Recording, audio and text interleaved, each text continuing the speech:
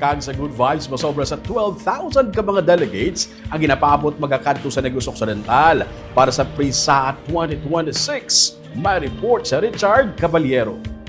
Matapos ang Negros Island Region Athletic Association meet, pagahiwato naman sa probinsya ang National Private Schools Athletic Association meet o kon PRISA, sumugod Mayo 9, tubtob 16.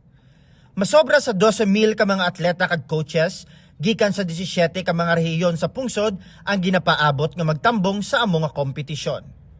Mayo 5, amat-amat na nga mag-aabot ang mga atleta sa probinsya, kag sa Mayo 9 naman, pagahiwato ng opening ceremony sa Panaad Park and Stadium. Kag diri man matabo ang 40% sa mga event. STI West Negros University ang nangin main school host sa sini nga tuig. Probinsya sang Negros Occidental naman ang mag-host sini kaupod ang Bacolod City. We did it. Everybody wanted to be here in Negros because they mentioned to me it's been a long time that we haven't hosted yet. So when they mentioned to me if Negros is willing, I talked to the governor and the governor is also willing.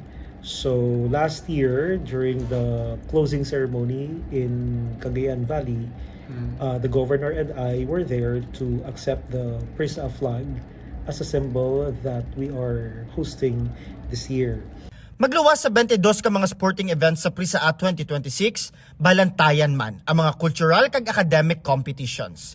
Isa sa maging highlights ng sininga kompetisyon ang mutya ng PRISA, kusa diin ang tagsa katiglawas ng 17 ka mga rehiyon ang magapa-indis-indis. Sa May 13, amo na ang aton nga mutya ng PRISA.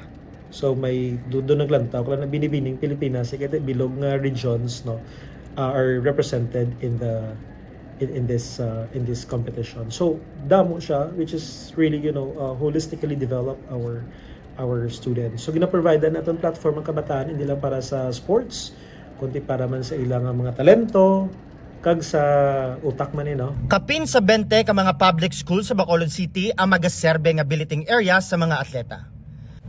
Bangod sa mainit nga panahon, gimpasiguro naman sang PRISA aboard nga may nagakaigo nga mga first aid personnel ang ipahamtang sa tanan nga mga sporting venues. Nagpasiguro man ang syudad sa Bacolod nga may nagakaigo nga water supply ang tanan nga mga billeting areas. So prepared naman nga mga billeting areas. We're just trying to ensure ang iban nga aspeto like ang tubig. No, so that's why we coordinated man with the RRMO. If there is a need for the LGU to deliver some water supply and all other things na-coordinate naman sa schools no kag all set na from base sa coordination meeting yesterday.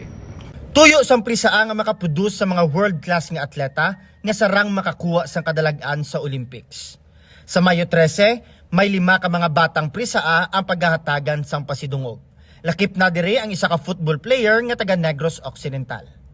And our goal naman yan sa PRISA is not basically just to stage sports competitions for our students. But the goal here is really to discover the new Heidelin Diaz. Kasi ang nangin handom kaya sa PRISA sa una is to send athletes to the Olympics.